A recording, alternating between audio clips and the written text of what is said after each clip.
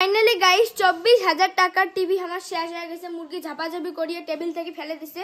তো মার অবস্থা দেখো, কালকে থেকে খায় না দেয় না। তো আইসা টিভিটা মুই তোমাকে দেখ কালকে আমরা লাগাই নাই কেন কি কালকে রাতে মোর বাবা আসছে, একটা কারেন্টের ভয় থাকে না, তার জন্য বাবা আসবে তারপর তো লাগাইবে। কালকে আমরা লাগাই না, আজকে আমরা লাগামো, তোমাকে দেখাবো। এই যে এখন পরিয়ে দেখো, এই যে আমার কি হয়েছে।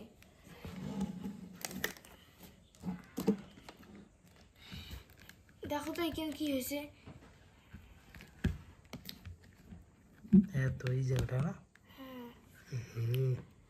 মানে পরি যে ফুলি উঠছে। এখানে ফির না এখানে তো লাগাই যাবে। লাইনে আমার যে এতটা ইয়ে চলছে না, সত্যি ভাবির বাইরে।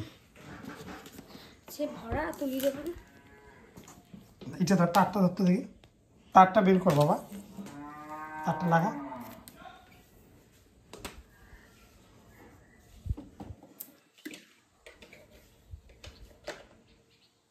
সুইচ দে। ভয় লাগে। ভয় কিছু না।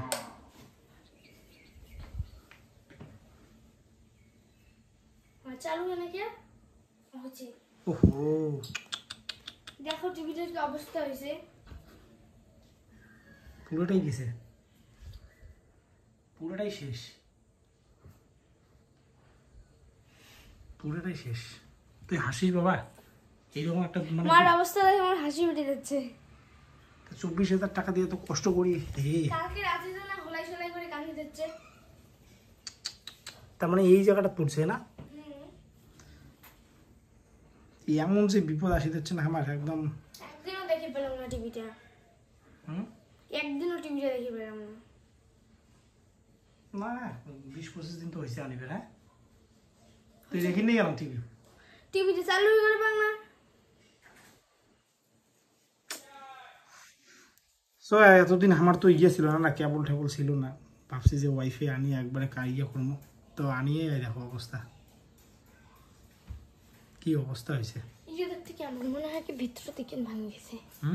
মনে হয় কি ভিতরে দিকে ভাঙে গেছে এমন হয়ে গেছে।